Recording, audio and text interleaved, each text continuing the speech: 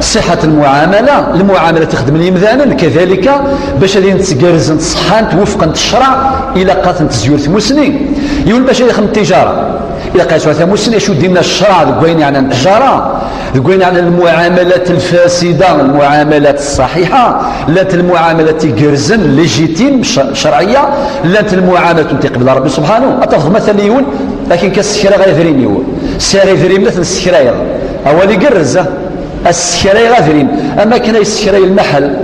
يسعى لوكال ذاك في مدينه المحل تجاره تيسكرو هاشي نورمال السكراير خامن السكراير المحلات والسكراير غادرين سوا شحال هاشي سا ديبون 10% 15% 20% 5% على حساب مذان كا باركا سلي زانتيري يغال شغل بنكه متحركه الور وكينا ساكمه لا السكرويه السكره كذا الحرام النبي صلى الله عليه وسلم كل قرض جر ربحا فهو ربا ذي الربا